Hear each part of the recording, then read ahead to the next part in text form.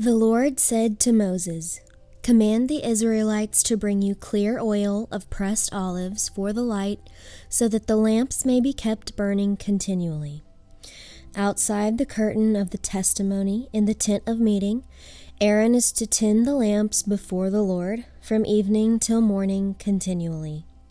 This is to be a lasting ordinance for the generations to come.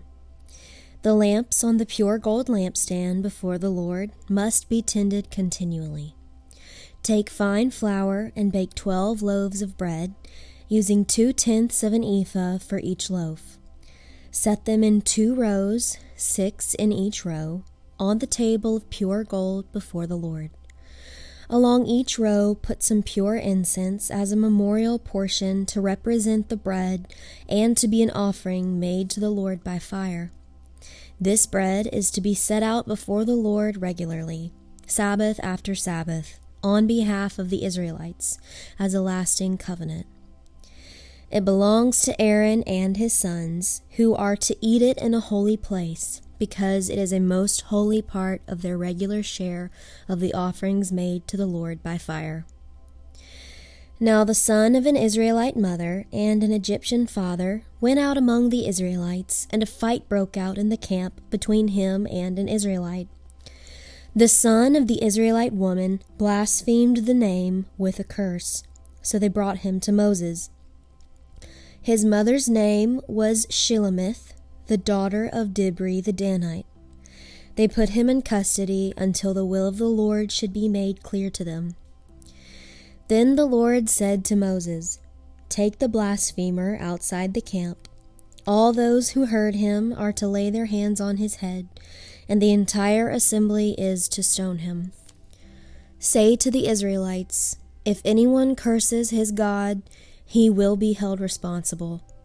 Anyone who blasphemes the name of the Lord must be put to death. The entire assembly must stone him. Whether an alien or a native born, when he blasphemes the name, he must be put to death. If anyone takes the life of a human being, he must be put to death. Anyone who takes the life of someone's animal must make restitution, life for life. If anyone injures his neighbor, whatever he has done must be done to him. Fracture for fracture, eye for eye, tooth for tooth. As he has injured the other, so he is to be injured. Whoever kills an animal must make restitution, but whoever kills a man must be put to death. You are to have the same law for the alien and the native born. I am the Lord your God." Then Moses spoke to the Israelites, and they took the blasphemer outside the camp and stoned him. The Israelites did as the Lord commanded Moses. The Lord said to Moses on Mount Sinai, "Speak to the Israelites and say to them, when you enter the land I am going to give you, the land itself must observe a Sabbath to the Lord. For 6 years sow your fields, and for 6 years prune your vineyards and gather their crops. But in the 7th year the land is to have a Sabbath of rest, a Sabbath to the Lord. Do not sow your fields or prune your vineyards. Do not reap what grows of itself or harvest the grapes of your untended vines. The land is to have a year of rest. Whatever the land yields during the Sabbath year will be food for you, for yourself, your maidservant, and your manservant, and the hired worker and temporary resident who live among you, as well as for your livestock and the wild animals in your land. Whatever the land produces may be eaten. Count off 7 Sabbaths of years, 7 times 7 years, so that the 7 Sabbaths of years amount to a period of 49 years. Then have the trumpet sounded everywhere on the 10th day of the 7th month. On the Day of Atonement, sound the trumpet throughout your land. Consecrate the 50th year, and proclaim liberty throughout the land to all its inhabitants. It shall be a jubilee for you. Each one of you is to return to his family property, and each to his own clan. The 50th year shall be a jubilee for you. Do not sow and do not reap what grows of itself, or harvest the untended vines. For it is a jubilee, and it is to be holy for you. Eat only what is taken directly from the fields. In this year of jubilee, everyone is to return to his own property.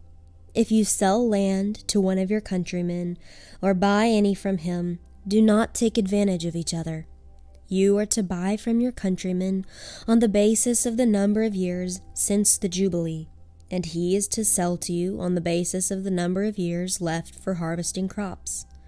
When the years are many, you are to increase the price, and when the years are few, you are to decrease the price, because what he is really selling you is the number of crops. Do not take advantage of each other, but fear your God. I am the Lord your God. Follow my decrees and be careful to obey my laws, and you will live safely in the land. Then the land will yield its fruit, and you will eat your fill and live there in safety. You may ask, what will we eat in the 7th year if we do not plant or harvest our crops? I will send you such a blessing in the 6th year that the land will yield enough for 3 years. While you plant during the 8th year, you will eat from the old crop and will continue to eat from it until the harvest of the 9th year comes in. The land must not be sold permanently, because the land is mine, and you are but aliens and my tenants. Throughout the country that you hold as a possession, you must provide for the redemption of that land. If one of your countrymen becomes poor and sells some of his property, his nearest relative is to come and redeem what his countryman has sold. If, however, a man has no one to redeem it for him, but he himself prospers and acquires sufficient means to redeem it, he is to determine the value for the year since he sold it and refund the balance to the man to whom he sold it. He can then go back to his own property. But if he does not acquire the means to repay him, what he sold will remain in the possession of the buyer until the year of Jubilee. It will be returned in the Jubilee, and he can then go back to his property. If a man sells a house in a walled city, he retains the right of redemption a full year after its sale. During that time, he may redeem it. If it is not redeemed before a full year has passed, the house in the walled city shall belong permanently to the buyer and his descendants. It is not to be returned in the Jubilee. But houses in villages without walls around them are to be considered as open country. They can be redeemed, and they are to be returned in the Jubilee. The Levites always have the right to redeem their houses in Levitical towns which they possess.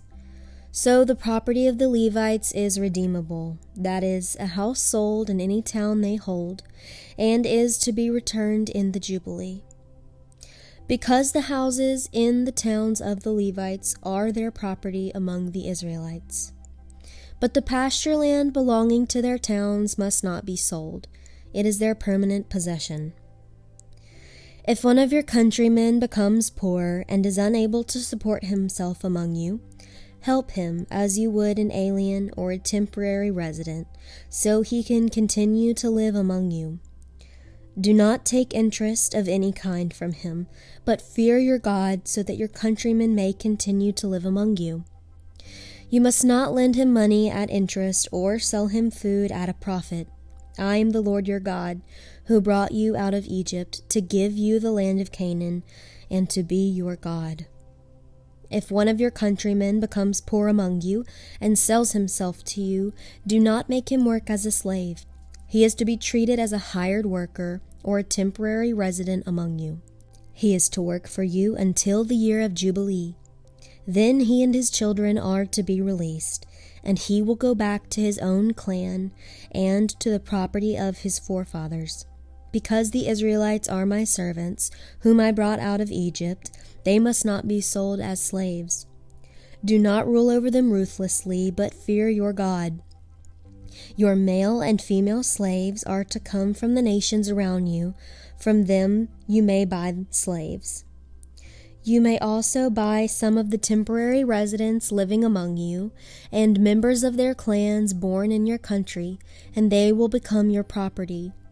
You can will them to your children as inherited property, and can make them slaves for life, but you must not rule over your fellow Israelites ruthlessly. If an alien or a temporary resident among you becomes rich, and one of your countrymen becomes poor, and sells himself to the alien living among you, or to a member of the alien's clan, he retains the right of redemption after he has sold himself. One of his relatives may redeem him. An uncle or a cousin or any blood relative in his clan may redeem him, or if he prospers, he may redeem himself. He and his buyer are to count the time from the year he sold himself up to the year of Jubilee. The price for his release is to be based on the rate paid to a hired man for that number of years. If many years remain, he must pay for his redemption a larger share of the price paid for him. If only a few years remain until the year of Jubilee, he is to compute that and pay for his redemption accordingly. He is to be treated as a man hired from year to year. You must see to it that his owner does not rule over him ruthlessly. Even if he is not redeemed in any of these ways, he and his children are to be released in the year of Jubilee.